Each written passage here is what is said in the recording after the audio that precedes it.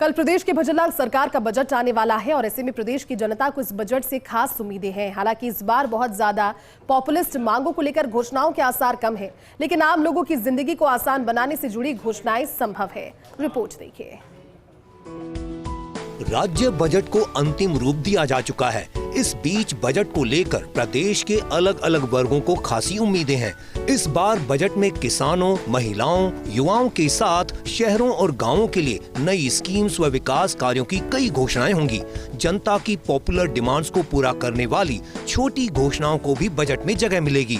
वहीं शिक्षा, स्वास्थ्य और पुलिस विभाग में नई भर्तियों की घोषणा होने की उम्मीद है। इसके साथ ही सरकारी विभागों में काम कर रहे संविदा कर्मचारियों की सैलरी मानदेय बढ़ाने पर बजट में प्रावधान हो सकता है।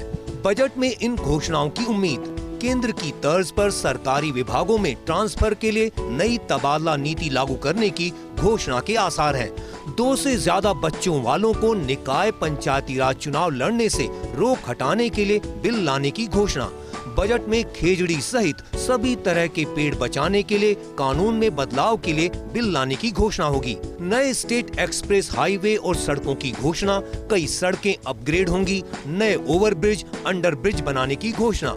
भजनलाल सरकार चरणबद्ध तरीके से किसान सम्मान निधि को बढ़ाकर 12,000 रुपए तक पहुंचा सकती है। गेहूं सहित कुछ चुनिंदा फसलों को MSP पर खरीद के साथ बोनस, MSP पर बाजरा, ज्वार खरीद की घोषणा संभव। दूध खरीद पर बोनस बढ़ने के आसार। पशुधन स्वास्थ्य बीमा योजना का दायरा बढ़ सकता है।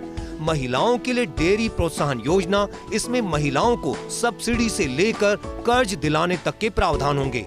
रोडवेज के लिए करीब 1,000 नई बसों की खरीद के साथ शहरों के लिए ई-बसों की खरीद का ऐलान हो सकता है। अमृत 2 योजना के तहत प्रदेश के कई शहरों के लिए सीवरेज और पेयजल परियोजनाओं की घोषणा होना संभव। जल जीवन मिशन के तहत आगामी 2 वर्षों में हर घर तक पानी पहुंचाने के लिए टाइमलाइन की घोषणा के आसार हैं। आदिवासी और अन्य क्षेत्रों में छोटी नई सिंचाई परियोजनाएं शुरू होंगी। माइक्रो इरिगेशन की योजनाओं का दायरा बढ़ेगा। सहकारी बैंकों के जरिए किसानों को बिना ब्याज फसली कर्ज दिए जाने की योजना का दायरा और बढ़ाया जा सकता है। किसानों को बिना ब्याज कर्ज देने के लिए ग्राम सेवा सहकारी समितियों में मेंबर बनाने के लिए विशेष अभियान की घोषणा। प्रदेश में हाईटेक और मॉडर्न खेती के लिए चल रही योजनाओं में बजट बढ़ाने की घोषणा की संभावना है। Green house, shade net, mulching, low tunnel, farm pond के लिए बजट बढ़ाकर ज्यादा किसानों को फायदा दिया जाएगा। नई ग्राम सेवा सहकारी समितियां, क्रय विक्रय सहकारी समितियां, लैंप्स पैक्स खोले जाने की घोषणा के आसार हैं। बाड़मेर रिफाइनरी और पेट्रोकेमिकल प्रोजेक्ट के आसपास के क्षेत्र को विकसित करने के लिए बजट में घोषणा संभव। जयपुर मेट्रो के दूसरे फेज के पहले पैकेज का काम शुरू करने और इसके लिए बजट का प्रावधान करने के आसार हैं। राज्य बजट में जयपुर के चारों तरफ सैटेलाइट टाउन विकसित करने के लिए विकास कामों की घोषणाएं भी होंगी।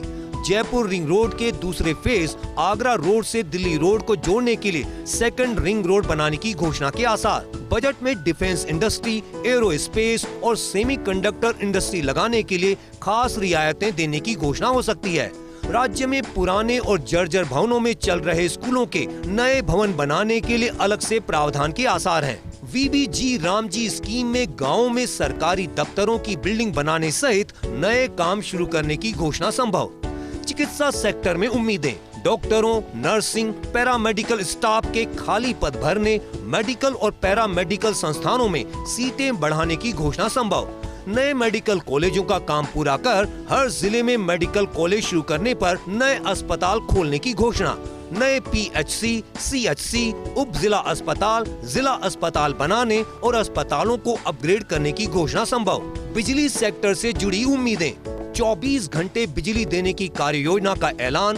बिजली छीजत कम करने नए ग्रिड सब स्टेशन GSS की घोषणा। कम क्षमता के GSS को अपग्रेड किया जाएगा। उद्योगों को समय पर पर्याप्त बिजली देने के लिए प्रावधान होगा। किसानों को नए बिजली कनेक्शन देने के साथ किसानों की बिजली की दरें नहीं बढ़ाने की घोषणा भी संभव है। उद्योग और निवेश सेक्टर की उम्मीदें। निवेशकों के लिए सिंगल विंडो स्कीम का दायरा बढ़ाकर ईज ऑफ डूइंग बिजनेस को बढ़ावा देने के लिए घोषणाएं। उद्योगों को कस्टमाइज्ड पैकेज देने के नियम सरल बनाए जाएंगे। राजस्थान फाउंडेशन के चैप्टर्स की संख्या में इजाफा। प्रवासी राजस्थानी दिवस समारोह और नए निवेश आयोजनों की घोषणा के साथ नए इंडस्ट्रियल एरिया बनाने का ऐलान। बुधवार सुबह 11 बजे विधानसभा में बजट भाषण पढ़ा जाएगा। उप मुख्यमंत्री दिया कुमारी बतौर वित्त मंत्री भजनलाल सरकार का तीसरा सालाना बजट पेश करेंगी। इस बजट को लेकर आम जनता में खासी उम्मीदें तो है, लेकिन लोक लुभावन घोषणाएं होने के आसार कम हैं। इसके साथ ही जो पुरानी घोषणाएं उनके प्रभावी क्रियान्वयन और केंद्र की जो घोषणाएं उनके अमल पर जोर रहेगा। कैमरा पर्सन तीरथ के साथ Rituraj Sharma, First India News, Jaipur.